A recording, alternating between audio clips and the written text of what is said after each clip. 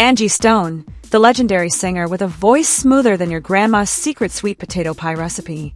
And let's be real, when somebody this iconic is involved, the story deserves more than a simple headline scroll on your news app. We're talking drama, lawsuits, trucking companies, and yes, even Mercedes-Benz making an appearance. Honestly, at this point, the only thing missing is a Marvel crossover where Iron Man shows up to investigate. But here's the kicker. Angie's kids are suing everybody involved. Drivers, trucking companies, manufacturers, you name it. And can we blame them? If my loved one's tragic ending came with this many layers, I'd be out here pointing fingers too. Probably even at Siri for not warning us sooner.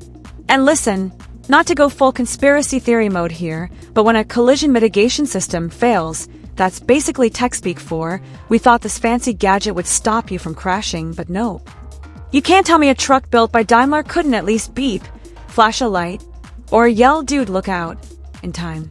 So buckle up, because this case is about to get messier than your glove compartment after a late-night Taco Bell run.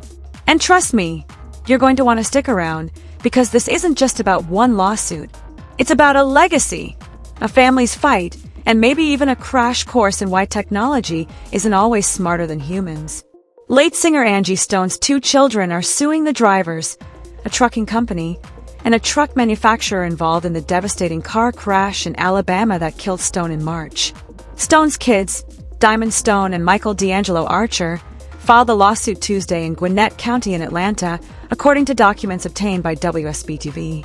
The lawsuit claims that Angie actually survived the initial car crash when the driver of the Mercedes-Benz Sprinter van she was riding in with her entourage and bandmates lost control of the vehicle and it flipped over. According to the lawsuit, passers-by helped pull 5 of the 9 passengers out of the van. Angie, however, was still trying to exit the vehicle when a tractor-trailer carrying a load of sugar slammed into the van. Angie was ejected from van on impact and got pinned under it, where she died, the lawsuit claims. The lawsuit also claims that the driver of the tractor-trailer was not paying proper attention to the roadway ahead of him, and the collision mitigation system in the vehicle failed. Angie was headed home after a performance in Mobile, Alabama at the time of the crash. The documents state that she consciously suffered as she remained trapped underneath the van and ultimately died. She was 63 years old. Trucking company CSRT and truck manufacturer Daimler Truck North America didn't immediately respond to Page 6's request for comment. The More Than a Woman singer shared her daughter, Diamond, with her ex-husband, Rodney Stone. She shared her son, Michael, with D'Angelo. Diamond confirmed the heartbreaking news of her mother's death in a Facebook post shortly after the crash. "My mommy is gone," she wrote alongside several crying emojis. The Grammy-nominated singer shot to fame in 1979 when she joined the all-women trio, The Sequence, with Cheryl Cook and Gwendolyn Chisholm. She eventually started her own solo career in the 90s and released her 1999 album, Black Diamond. And that brings us to the end of today's story. Angie Stone's passing was already heartbreaking for her family, friends, and fans around the world.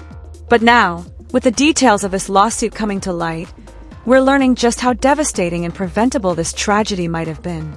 Her children, Diamond Stone and Michael D'Angelo Archer, aren't just grieving the loss of their mother, they're also fighting for justice and accountability in the wake of her death. Think about it. Angie survived the first impact, only to lose her life when another vehicle slammed into the van. That's not just tragic, it's infuriating.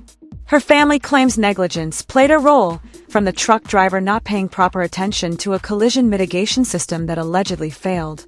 If true, these are failures that go far beyond one accident. They speak to the kind of preventable dangers that could threaten anyone on the road. So what do you think? Should companies and drivers be held to a higher standard when lives are on the line? Drop your thoughts in the comments.